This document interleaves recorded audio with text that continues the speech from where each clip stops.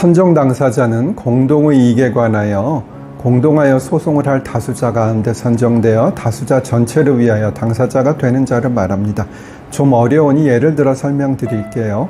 김씨, 익씨, 박씨 세 명이 모두 정씨에게 돈을 빌려준 경우에 김씨, 이씨, 박씨 중에 대표로 뽑아서 김씨가 대표로 소송을 하게 할 수 있습니다. 이 경우에 대표로 뽑아준 김씨, 이씨, 박씨가 선정자, 즉 선정해준 사람이고 대표로 뽑힌 김씨가 선정 당사자, 즉 선정되어 당사자, 원고 또는 피고가 되는 사람이지요. 여기서 주의할 것은 김씨는 선정자임과 동시에 선정 당사자가 되는 것입니다. 그리고 선정 당사자는 사실 변호사와 비슷한 느낌이 있지요. 만약에 선정자를 선정하지 않았다면 재판에 김씨, 이씨, 박씨가 모두 나가야 하나 선정 당사자로 김씨를 선정하면 김씨가 마치 변호사처럼 이씨, 박씨를 대신해서 소송을 할 수 있습니다. 소액 사건에서는 배우자, 직계, 혈족, 형제, 자매는 법원에 허가가 없어도 소송 대리가 될 수 있습니다.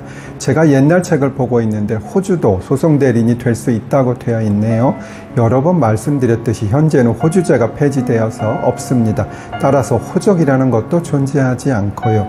하여튼 합의부 사건에서는 변호사만 소송을 대리할 수 있는 것과는 전혀 다르지요. 소액사건은 다시 한번 설명드리면 소가, 즉 소송 목적의 값이 3천만 원 이하인 사건이지요. 그리고 금전 등의 지급을 구하는 사건만 소액사건이고 이전 등기 청구 등 금전 등의 지급을 구하는 것이 아니라면 아무리 소가가 작아도 소액사건이 아님도 설명드렸습니다. 그리고 3천만 원 이하이므로 3천만 원을 초과하는 것은 소액사건이 아니지요.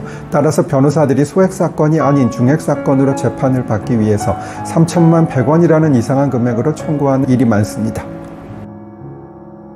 민사 단독 사건에서는 변호사 아닌 일반인의 소송 대리는 695편에서 설명드린 사건, 즉 1. 수표금 약속원금 사건, 2. 금융기관 등이 원고인 대여금 사건, 3. 자동차 사고와 산재 사고로 인한 손해배상 청구 사건 등의 경우와 소가가 1억 원 이하인 사건의 경우에 가능합니다. 다만 이때에는 소액사건의 경우와 달리 판사의 허가가 필요합니다. 그 기준을 설명드리면 당사자의 배우자 또는 사촌 내의 친족으로서 당사자와의 생활관계에 비추어 상당하다고 인정되는 경우, 당사자와 고용, 그 밖에 이에 준하는 계약관계를 맺고 그 사건에 관한 통상 사무를 처리, 보조하는 사람으로서 그 사람이 담당하는 사무와 사건의 내용 등에 비추어 상당하다고 인정되는 경우에 가능합니다. 결국은 가까운 가족이나 친족, 사건 내용을 잘 아는 직원이 허가를 신청해서 대리를 할 수 있는 것입니다. 지난번에 설명드린 것을 종합해 생각해보면 아실 수 있겠지만 1억 원 초과 사건이나 합의부 사건은 변호사만 소송 대리를 할 수 있습니다. 752회부터의 내용을 조금 정리해드리면 소액 사건은 허가 없이도 일반인이 대리할 수 있고 중액 사건은 허가를 받아서 일반인이 대리할 수 있으며 1억 원 초과의 고액 단독 사건이나 합의부 사건은 변호사만 대리할 수 있다는 것이지요. 시간이 조금 남아서 변호사 선임계를 법원에 제출할 때 도장을 어떻게 찍는지 설명을 드릴게요. 본인이 쓰는 도장을 직접 찍어주셔도 되겠지만 사실 위임 계약서를 작성하면서 포괄적으로 도장을 만들어서 선임계에 도장을 찍는 것까지 허락을 해주십니다. 변호사 사무실에서는 조립식 도장이라는 것을 사용합니다. 도장을 만들 필요 없이 조립을 해서 도장을 만드는 것이지요. 사실 나무 도장을 다 파는 것도 비용도 들고 하니 조립식 도장은 좋은 것 같습니다. 한번 보세요.